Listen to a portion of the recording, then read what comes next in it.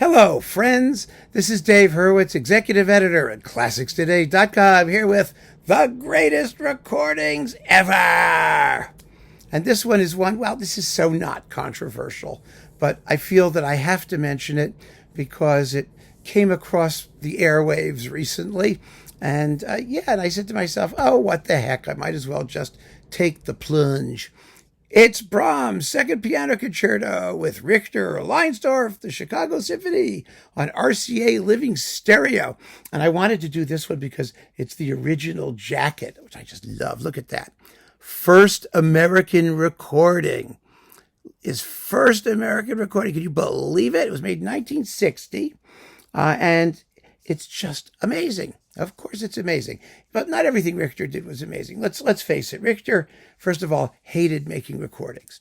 He thought it was torture and torment. And he was one of those torture and torment kind of guys. I mean, I'll never forget seeing the documentary about it, which is like, I don't like myself.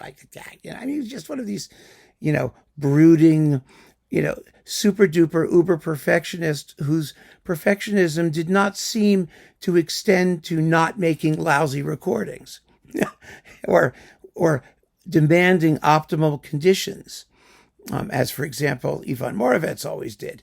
There are many different degrees of perfectionism.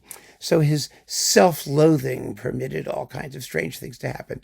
But when he was hot, he was, of course, one of the greatest ever. He was legendary. His reputation preceded him to America, and really a remarkable artist who made some stunning, fabulous recordings and gave some stunning, fabulous recitals.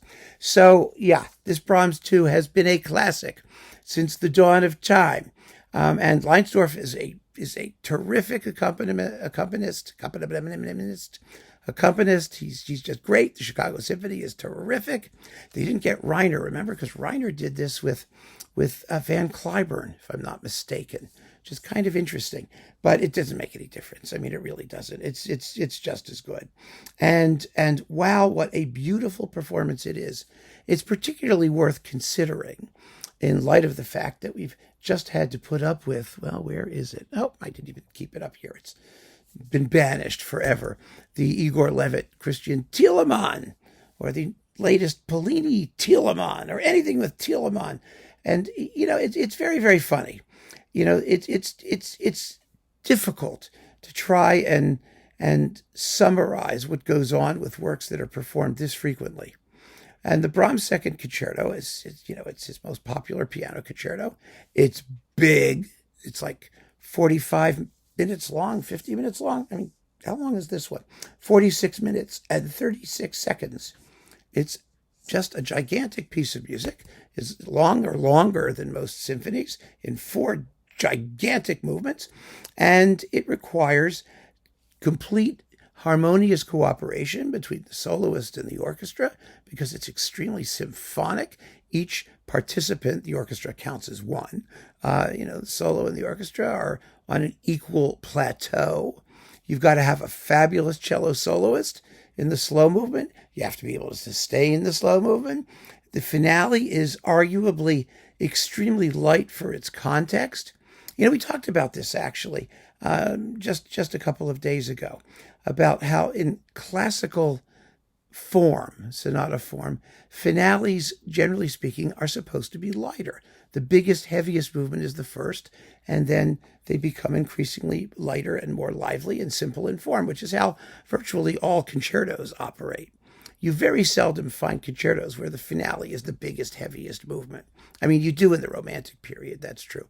But even heavy-duty romantic concerto people like Tchaikovsky or Rachmaninoff, generally speaking, the finales will be lighter in tone, and they become, less. And the reason in classical concertos, let's put it this way, is actually a function of the aesthetics of the work. It's because the orchestra and the soloist are going to be on an equal footing, and in the first movement, they negotiate the terms of their cooperation.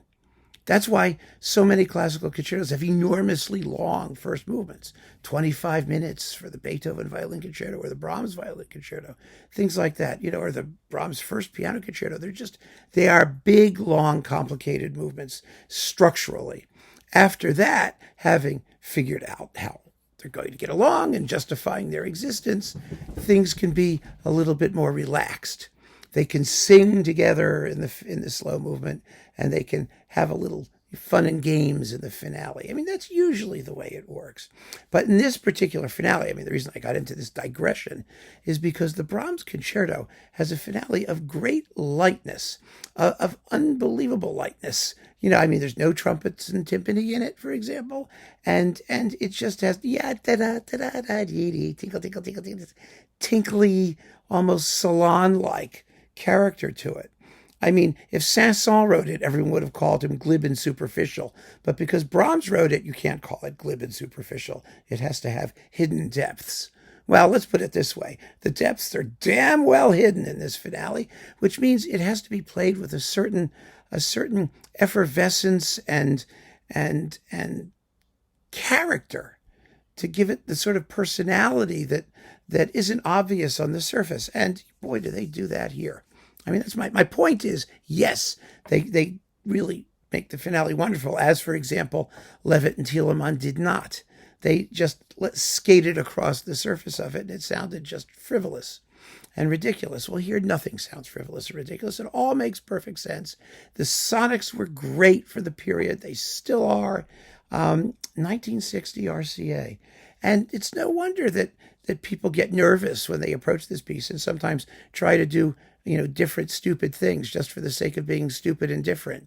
Well, not stupid, just different. It winds up stupid because abnormal is fine, stupid is not. No, because really, that's the challenge, to deal with this enormous and imposing discography in one of the most beloved works of the repertoire. And yeah, there's a reason this is still one of the great ones. It's one of the greatest recordings ever, for sure.